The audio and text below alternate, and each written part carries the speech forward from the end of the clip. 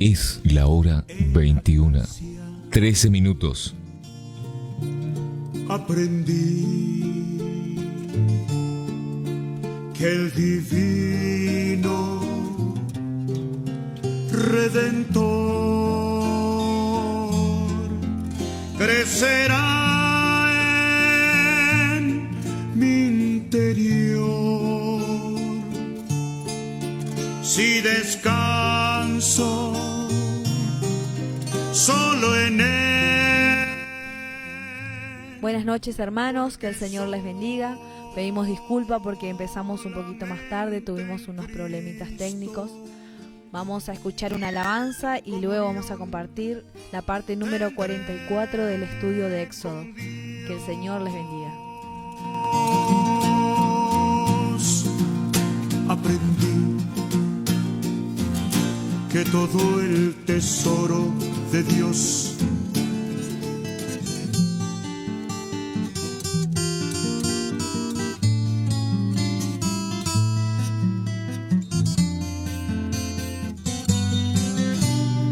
cuando viene la aflicción, mediante el poder de la gracia divina, obra en el alma un servicio inefable que viene de Dios. Ella revela verdades profundas y ocultas que están en el alma, que nadie sospecha, que nunca aparecen si todo está bien. Bajo el poder de la gracia divina examina tendencias, produce limpieza, desnuda secretos donde hay mezquindad. No es el hombre que nunca conoció la angustia, tampoco la lucha, el que podrá ver la calma serena que viene de Dios.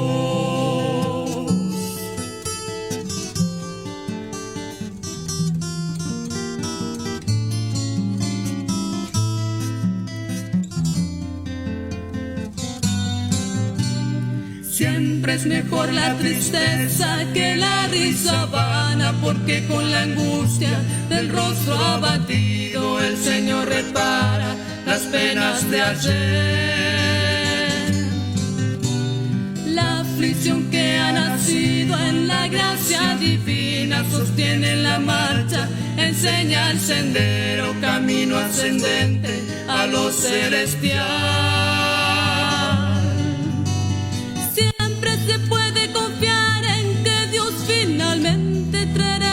Sufre al convocado en la gracia divina, la paz interior.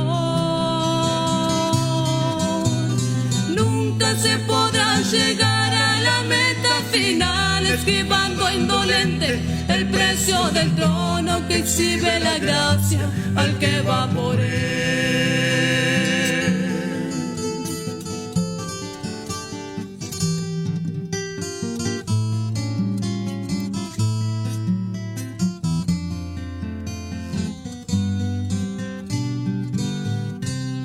También en el cielo, ¿no? Queremos el mejor lugar, hermano. Bueno, vamos a continuar con nuestro capítulo 21.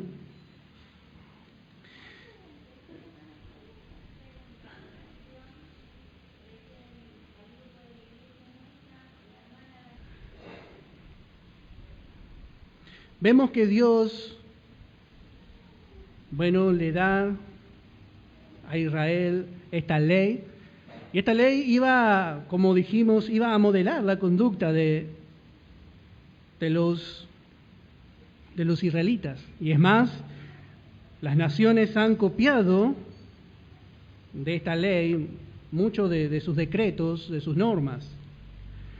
Y en esto vemos a Dios condescendiendo, porque Dios, este Dios que es tan grande, tan poderoso, vemos que Dios se baja, se agacha a juzgar y a enseñar su voluntad entre hombre y hombre. Dios se baja para hacer justicia al pequeño hombre. Muchas veces vamos a ver que Dios va a hablar acá acerca de la muerte de un buey. A veces Dios va a prestar atención por el préstamo de un vestido de un israelita, o simplemente la caída de un diente. Y pareciera que Dios es tan grande que no se va a fijar de estas cosas. Pero vemos a Dios que se baja, Él atiende realmente a su creación, a toda su creación. En el Salmo 113, en el verso 6, Salmo 113 en el verso 6, podemos leer desde el verso 5 también. Y dice, ¿quién como Jehová nuestro Dios, que se sienta en las alturas, que se humilla a mirar en el cielo y en la tierra? Este es nuestro Dios, que Él está sentado allí en el tercer cielo, en gloria y majestad. Él no tiene necesidad de nada, pero Él se humilla, hermano, a mirar aquí a la tierra, a los hijos de los hombres. Él se humilla, hermano. Quizá podríamos decir que Él tendría que estar ocupado solamente en asuntos angelicales, en asuntos que concernientes al universo. Pero vamos a ver que en la ley Dios se encarga de mostrar que no es así. Este Dios es un Dios cercano, como Dios le dijo en Deuteronomio a Israel. Él hace justicia y juicio en toda su creación, en toda su creación. En el Salmo 11, en el verso 4, Salmos 11, verso 4, dice, Jehová está en su santo templo. Jehová tiene en el cielo su trono. Sus ojos ven, sus párpados examinan a los hijos de los hombres. Pareciera que no tendría que tener tiempo una persona tan importante, porque en lo natural es difícil llegar a una persona importante. A veces hace falta quizás un cambio en la calle, un vecino sabe que hay una necesidad allí de arreglar el pavimento y parece que no atiende ningún político. Parece que es inalcanzable llegar. Pero con nuestro Dios no es así. Sus ojos están ahí examinando. Qué diferente es nuestro Dios. Por eso, ¿cómo entendió? Y esto nosotros debemos entender. Porque vemos que hay un hombre que entendió esto. Vamos a ver en Génesis capítulo 18. Génesis capítulo 18, en el verso, podemos leer desde el verso 23 hasta el verso 25. Y dice, y se acercó a Abraham y dijo, ¿destruirás también al justo con el impío? Quizá haya 50 justos dentro de la ciudad. ¿Destruirás también y no perdonarás al lugar por amor a los 50 justos que estén dentro de él? Lejos de ti el hacer tal, que hagas morir al justo con el impío, y que sea el justo tratado como el impío. Nunca tal hagas. Y note cómo le llama a Abraham, el juez de toda la tierra. ¿No ha de hacer lo que es justo? ¿Qué entendimiento tuvo Abraham? Él sabía que su Dios se iba a bajar, aún por causa de Lot, de un justo.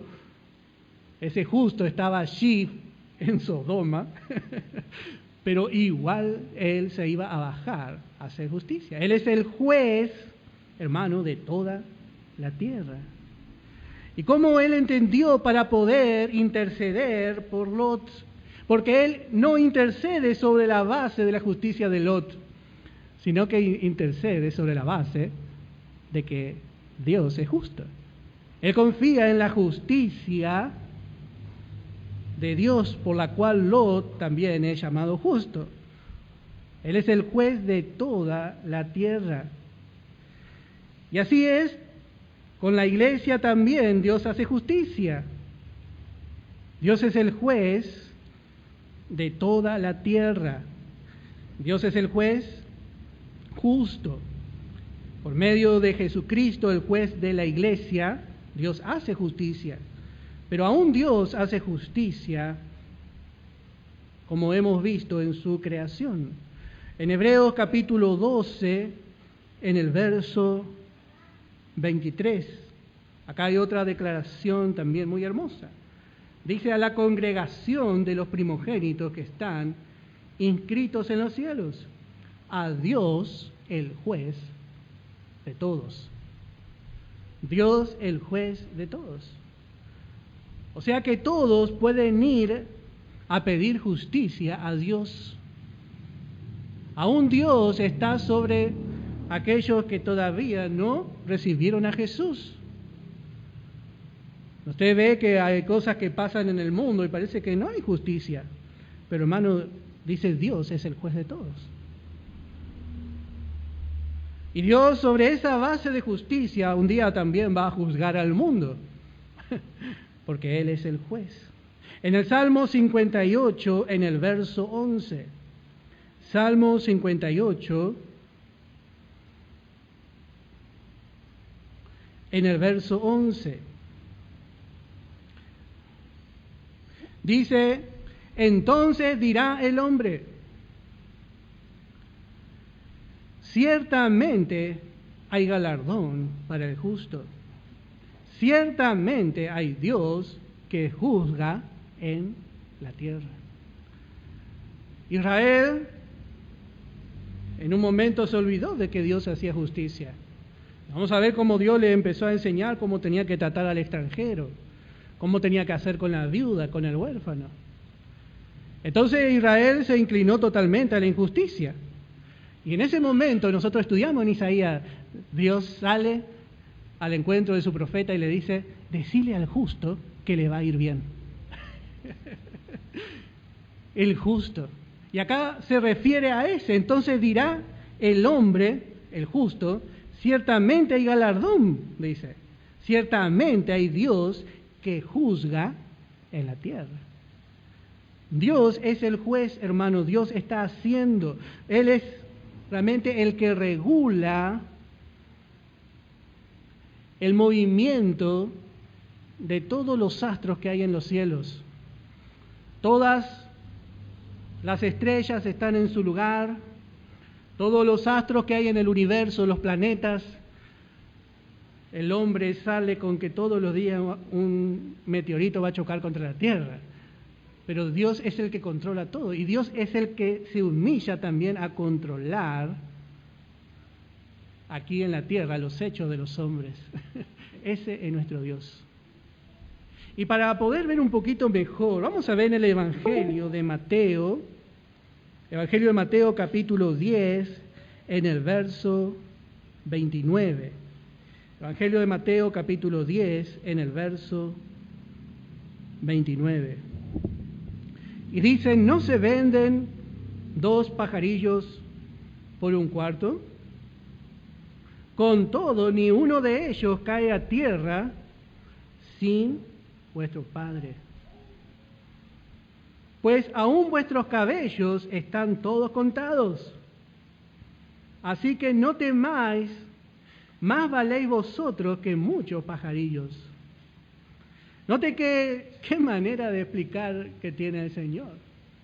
A veces ni sabemos en el monte las aves cuando mueren, pero Dios tiene en cuenta. Dios en cada asunto, en cada detalle de su creación está. Y este mismo verso Lucas lo explica mejor. Hay una explicación mejor. Vamos a ver en Lucas capítulo 12, en el verso 6. Lucas capítulo 12, en el versículo 6. Dice: ¿no se venden 5 pajarillos por 2 cuartos? Con todo, ni uno de ellos está olvidado delante de Dios.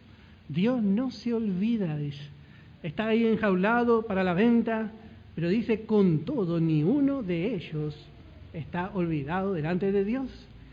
Y dice el verso 7, pues aún los cabellos de vuestra cabeza están todos contados. Note en el detalle que Dios entra. Y en esto encontramos que Dios es así porque su justicia es perfecta. Si Dios no fuera así, Él sería imperfecto en su justicia.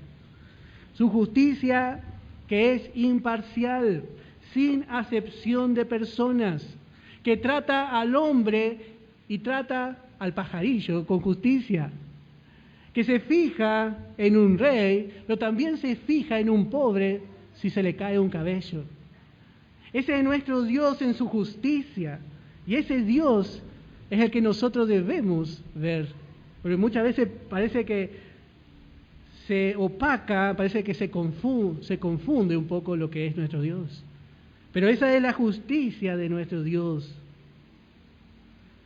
Y lo que encontramos en este capítulo en adelante, como hemos dicho, por un lado encontramos la preciosa, la gran justicia de Dios.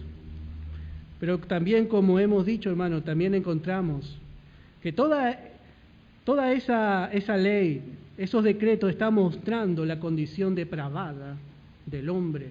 Porque la ley es como si Dios nos contase, mire, el hombre es así, y empieza a dar todos estos decretos. Cada mandamiento está hablando y está describiendo al hombre viejo en nosotros.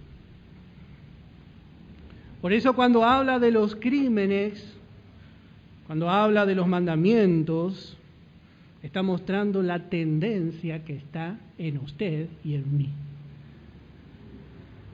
Realmente es a veces muy duro reconocer a nuestro hombre viejo. Quisiéramos decir, más vale que somos buenitos. Hay una horrible depravación en la carne, hermano. Hay una horrible y profunda depravación en la carne. Y en la ley está vista en cada paso. Muchos vamos a ver que Dios va a decir muchas cosas, hermano, ahora. Y muchos de nosotros vamos a tener la tendencia de decir, no sé por qué Dios dice eso, yo jamás haría eso. Todavía no conocemos nuestra carne. Muchos dicen así, pero vamos a ver que no es así. A medida que vayamos conociendo al Señor, es mejor reconocer que en nuestra carne no hay nada bueno. En Segunda de Reyes tenemos a un hombre, Eliseo,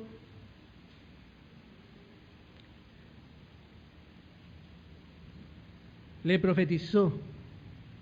Segunda de Reyes capítulo 8, vamos a leer en el verso 12. Podemos leer desde el verso 11 en adelante. Y el varón de Dios le miró fijamente y estuvo así hasta hacerlo ruborizarse. Luego lloró el varón de Dios. Entonces le dijo a Asael, ¿por qué llora mi señor? Y él respondió, porque sé el mal que harás a los hijos de Israel. A sus fortalezas pegarás fuego, a sus jóvenes matarás, a el vientre a sus mujeres, y abrirás el vientre a sus mujeres que estén encintas. Noté lo que le profetizó el profeta a este hombre. Y note la reacción de Asael. Y Asael dijo, pues, ¿qué es tu siervo este perro para que haga, acá nuestra versión dice tan grandes cosas, pero otra versión dice cosas tan horrendas? Yo no voy a hacer que soy acaso un perro para hacer eso. Y respondió Eliseo, Jehová me ha mostrado que tú serás rey de Siria. Note que este hombre, cuando Eliseo le dice esto, dice, yo no soy capaz de hacer eso. ¿Acaso yo soy un perro? Dice. Pero así también es muchas veces nuestra reacción cuando la palabra nos muestra la maldad que hay en el hombre viejo.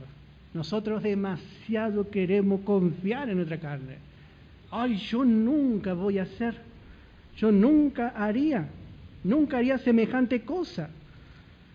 Pero, hermano, nosotros somos la circuncisión, los que en espíritu adoramos a Dios, no teniendo confianza en nuestra carne.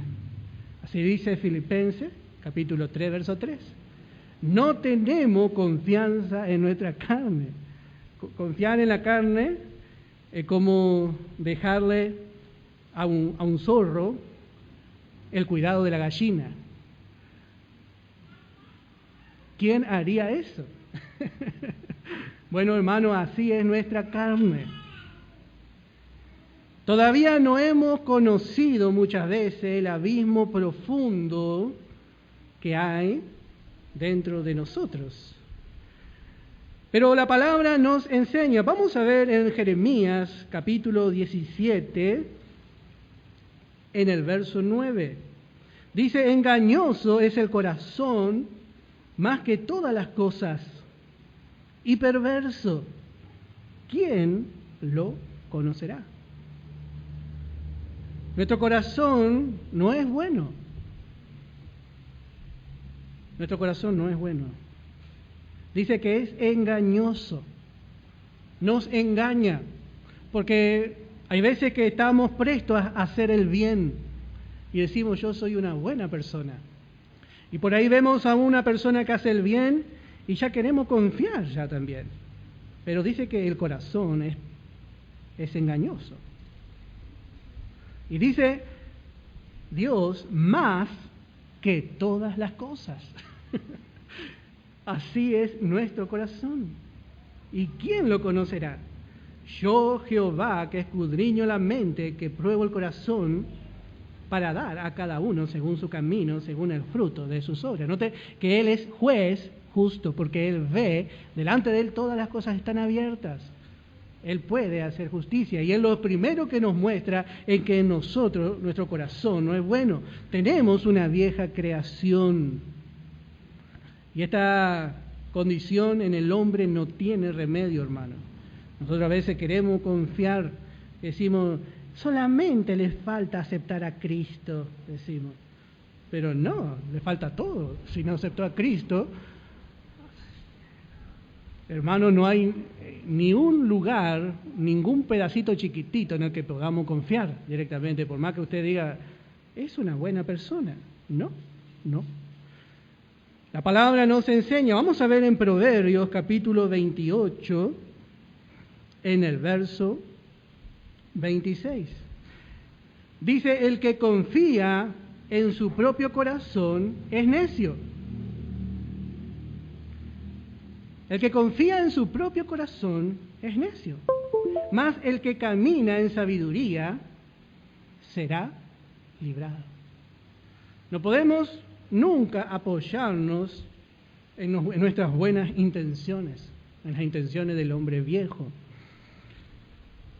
porque dice que vamos a ser necios.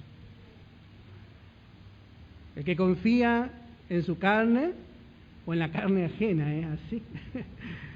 Bueno, lo que vamos a ver, hermano, en todos estos capítulos que vamos a leer de ahora en más, vamos a conocer inequívocamente la inclinación del hombre viejo, su grosería, su costumbre corrupta. Y vamos a ver que Dios le describe sin ningún filtro. Si Dios dice es porque así es el viejo hombre.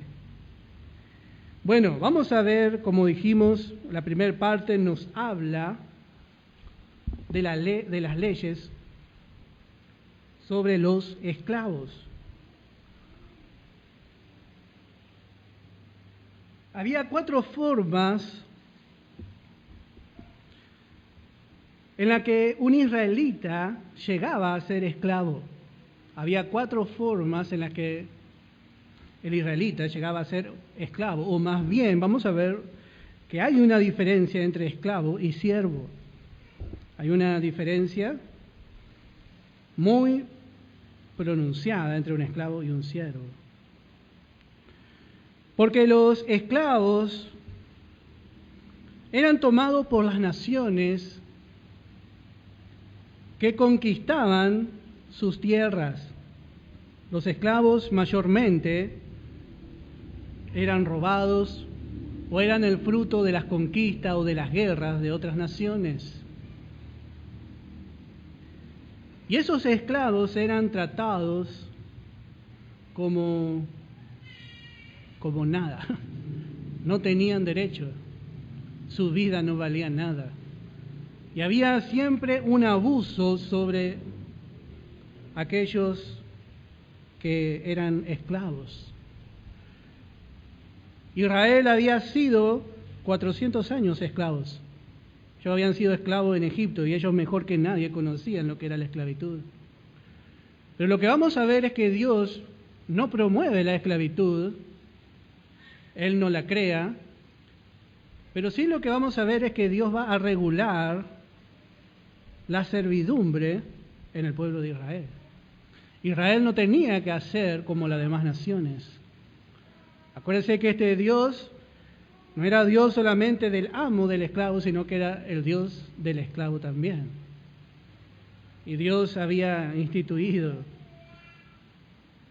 cómo tenía que ser. Bueno, así las naciones tomaban sus esclavos, pero había 4 formas, como hemos dicho, en la que un israelita llegaba a ser esclavo. Primeramente, la primera forma era debido a su extrema pobreza. Era muy pobre, entonces se vendía como siervo de su hermano, como un empleado, bajo un contrato. Y Dios había, como vamos a leer más adelante, Dios había establecido también un término, 6 años era el máximo que podía servir. No podía el hombre venderse por toda su vida, a no ser que pase algo como vamos a ver más adelante también. Porque la vida, Dios estaba mostrando que la vida del hombre le pertenecía a Dios. Entonces no podía ser esclavo para siempre, a no ser que haga algo, como vamos a ver también. Dios dijo 6 años. Y vamos a ver en Levítico, capítulo 25,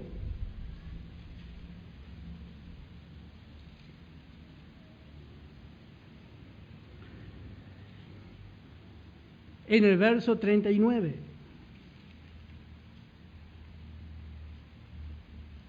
Y cuando tu hermano empobreciere, estando contigo y se vendiere a ti, no le harás servir como esclavo.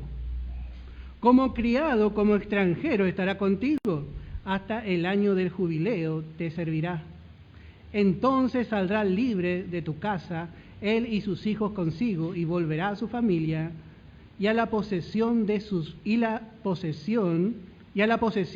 padres se restituirá. Bueno, acá vemos que en sí esta servidumbre era una manera de socorrer al más pobre. Iba, entonces su familia seguía comiendo porque se ponía al servicio de su hermano. Se vendía como un siervo. Y así esto es por su propia pobreza. Porque era pobre, hasta que por lo menos pueda valerse por sí mismo. Era más bien como una ayuda. Bueno, también había otra manera en que podía ser esclavo, o siervo más bien, como hemos dicho, hay una diferencia.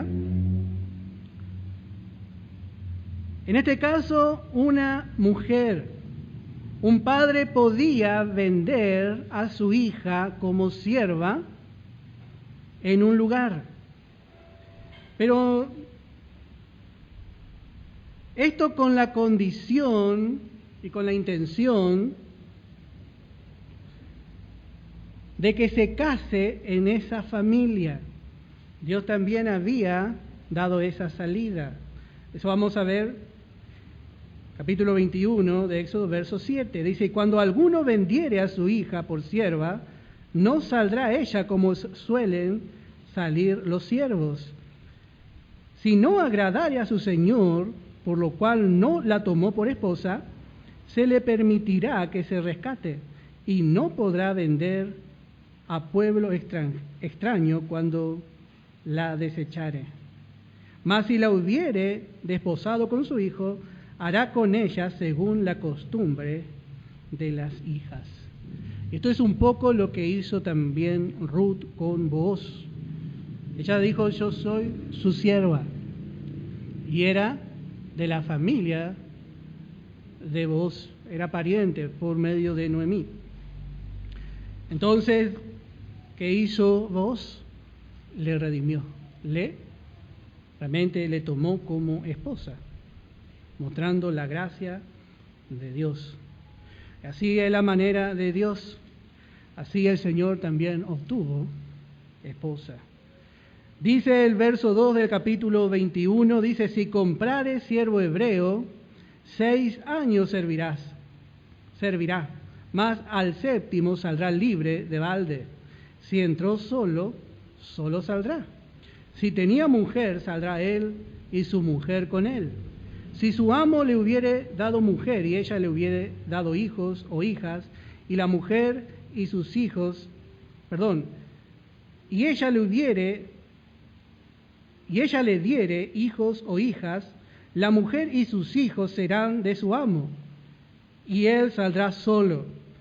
Y si el siervo dijere, yo amo a mi señor, a mi mujer y a mis hijos, no saldré libre, entonces su amo lo llevará ante los jueces y le hará estar junto a la puerta o al poste, y su amo le horadará la oreja con lesna, y será su siervo para siempre. Bueno, esta era la única, como dijimos, forma de que un hombre sea para siempre siervo, por su propia voluntad. Bueno, otra forma en que el israelita podía llegar a caer en servidumbre era si era ladrón. Vamos a ver Éxodo capítulo 22 en el verso 3. Dice, pero si fuere de día, el autor de la muerte será reo de homicidio. El ladrón hará completa restitución, y si no tuviere con qué, será vendido por su hurto. Así, por causa de su pecado, era vendido para que pague lo que robó, para que restituya. Vamos a ver que Dios había puesto un precio. No solamente debía devolver, sino que tenía que hacer una completa compensación. Por eso tenía que ir a pagar, por más que él devuelva, tenía que pagar como un esclavo, como un siervo. Bueno, otra forma en la que un israelita podía llegar a ser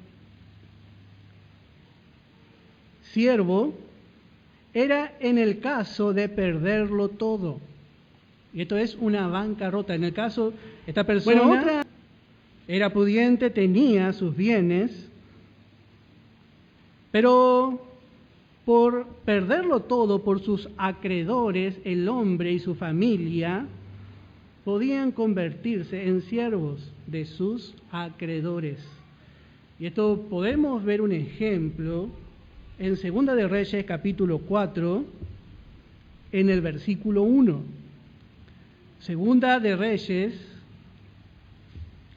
otra vez vamos a Eliseo. Y dice, una mujer de las mujeres de los hijos de los profetas clamó a Eliseo diciendo, tu siervo, mi marido, ha muerto, y tú sabes que tu siervo era temeroso de Jehová. Y ha venido el acreedor para tomarse 2 hijos míos por siervos. Así realmente vemos, todo esto tiene una enseñanza espiritual, en la cual nosotros ahora vamos a detenernos un poquito. Pero vemos que el hombre podía perderlo todo y llegar a ser siervo. Nadie estaba exento de esta calamidad. Esto es para los que no tomaron nota, Segunda de Reyes, capítulo 4, versículo 1. Por eso vemos que Dios reguló todas estas prácticas en Israel. Dios las reguló. ¿Y por qué Dios reguló? Otra vez porque Dios conoce la tendencia del hombre. El hombre iba a abusar de su derecho. Por eso, como hemos visto, primeramente, esta servidumbre era consentida. Y luego vemos que el esclavo tenía derechos. Como hemos dicho, las demás naciones no hacían así. Como hemos visto el caso de Israel. Es más, Israel entró en Egipto como un invitado. Él entró como invitado de José y de Faraón. Ellos entraron como invitados de lujo. Sin embargo, ¿cómo hizo esta nación? Le esclavizó. Y esa es la tendencia del hombre. Siempre sobrepasar sobre el derecho del otro. Por eso Dios está mostrando esto. Como hemos dicho, el hombre no podía adueñarse del siervo, de la vida del siervo por toda su vida. No podía ser por imposición. Siempre el siervo tenía la posibilidad de ser libre nuevamente. Siempre el siervo tenía la posibilidad de recuperar su libertad. Como hemos visto, dice 6 años servirán. 6 años servirán. Y no más que eso. El 7º saldrá libre. Dice, más el 7º saldrá libre de balde. O sea que esos 6 años esa persona trabajaba y cuando iba a cumplir el 7º año de servicio ya salía libre. Saldría libre y tenía que irse. Y no solamente eso, sino que vamos a ver más adelante que el dueño le tenía que ayudar para que ese hombre se pueda valer por sus propios medios. A no ser que haya, como vimos, una excepción a esta regla. Ahí podía quedarse toda la vida. Sí. Vamos a ver en Mateo capítulo 18 un ejemplo en el verso 23. Mateo capítulo 18 en el verso 23. Y dice, por lo cual el reino de los cielos es semejante a un rey que quiso hacer cuentas con sus siervos. Y comenzando a hacer cuentas, le fue presentado a uno que le debía 10,000 talentos. A este, como no pudo pagar, ordenó su señor venderle y a su mujer e hijos y todo lo que tenía, para que se le pagase la deuda. Entonces aquel siervo postrado le suplicaba diciendo, Señor, ten paciencia conmigo, yo te lo pagaré todo. Y el señor de aquel siervo, movido a misericordia, le soltó y le perdonó la deuda. Pero saliendo aquel siervo, halló a uno de sus consiervos que le debía 100 denarios. Y haciendo de él, le ahogaba diciendo, págame lo que me debes. Entonces su consiervo, postrándose a sus pies, le rogaba diciendo, ten paciencia conmigo, y yo te lo pagaré todo. Mas él no quiso, sino fue y le echó en la cárcel hasta que pagase la deuda. Viendo sus consiervos lo que pasaba, se entristecieron mucho y fueron y refirieron a su señor todo lo que había pasado. Bueno, así vemos cómo nos muestra que realmente Dios no se equivoca, la tendencia del hombre. Porque este gran Señor nos habla de Dios, cómo Dios actúa. Este gran Señor actuó con misericordia. Pero vemos que este hombre Este hombre, que realmente tenía mucho menos que perdonarle a su prójimo, no hizo misericordia, porque la inclinación del hombre es realmente ser cruel con su prójimo. Por eso Dios estableció así. Y lo primero que encontramos es que el hombre, la primera enseñanza que encontramos es que el hombre nace bajo esclavitud. El hombre nació bajo la esclavitud del pecado. Vamos a ver en Proverbios capítulo 5, en el verso 22.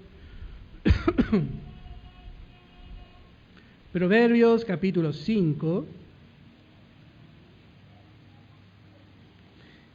en el verso 22. Dice: prenderán al impío sus propias iniquidades, y retenido será con las cuerdas de su pecado. Bueno, así vemos que es el hombre. El hombre ya nace atado bajo una esclavitud del pecado. Está retenido con cuerdas bajo pecado. Aunque el hombre no quiera aceptar que es esclavo y diga yo soy libre, pero el hombre es esclavo. Está bajo una cuerda de pecado en la cual solamente Dios le puede librar. En el Evangelio de Juan, capítulo 8, en el verso 34. Evangelio de Juan, capítulo 8, en el verso 34. Dice: Jesús le respondió: de cierto os digo que todo aquel que hace pecado, esclavo es del pecado. Y así es el hombre. El hombre está en esclavitud, pero el Señor vino a traerle libertad. El Señor vino a traerle libertad. Ahora, cuando nosotros estábamos en esa esclavitud, bueno, nosotros obligatoriamente teníamos que servir al pecado. El pecado no le pregunta a usted: ¿quiere pecar? Hasta ahora mi carne nunca me preguntó a mí si quiero pecar. Me lleva cautivo y me somete para que yo sea su siervo. Así es bajo la esclavitud. Pero vamos a ver cómo esto cambia, porque nosotros hemos sido comprados por Jesucristo. Vamos a ver en Romanos capítulo 6, en el verso 16. Dice: ¿no sabéis que si os sometéis a alguien como esclavos, para obedecerle sois esclavos de aquel a quien obedecéis, sea del pecado para muerte, o sea de la obediencia para justicia? Pero gracias a Dios que aunque erais esclavos del pecado, habéis obedecido de corazón aquella forma de doctrina a la cual fuisteis entregados. Y note esta frase del verso 18: y libertados del pecado, vinisteis a ser siervo de la justicia. Así pasó con nosotros. Así pasó con nosotros. Cuando aceptamos a Jesús en nuestro corazón, dejamos de ser esclavos y ahora somos siervos. Y note que aquí Pablo justamente hace una diferencia entre la palabra esclavo y siervo. De esclavo pasamos a ser siervo. Porque dice que el siervo fue libertado. Así fue con cada uno de nosotros. Hemos sido hechos libres a través de Jesucristo. Hoy somos siervos de Cristo. Por eso vemos que en Israel no eran tratados como esclavos, sino como siervos. Vamos a tomar del amor de Dios. ¿Quién podrá separarme de mi Salvador? Nadie puede arrebatarme de sus manos, pues estoy escondido con Cristo en Dios. Aunque el enemigo venga por doquier, Yo solo en mi Cristo la confianza pondré. sabiendo que en sus manos me sostendrá, Pues estoy escondido con Cristo en Dios. Estoy escondido con Cristo en Dios. Doblemente seguro, ahí estaré. En mi torre fuerte me esconderé. Bajo sus alas seguros te abrigaré. en necesidades muchas veces me encontré, Mas cuando soy débil, fuerte yo seré. sabiendo que en sus manos me sostendrá, Pues estoy escondido con Cristo en Dios. ni lo alto ni lo profundo no temeré, Ni la vida ni la muerte nada me ha de hacer. tribulación ni angustias apartarme podrá, Pues estoy escondido con Cristo en Dios. Estoy escondido con Cristo en Dios. Doblemente seguro, ahí estaré. En mi torre fuerte me esconderé.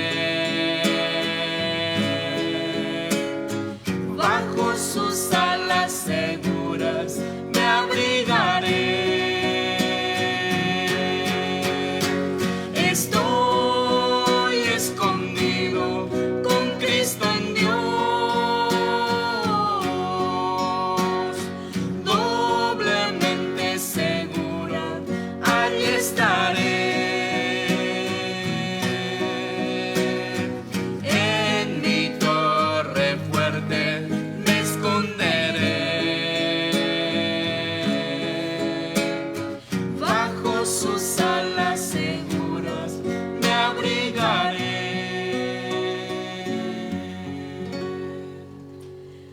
Pues estoy escondido con Cristo en Dios. Es la hora 22, 2 minutos.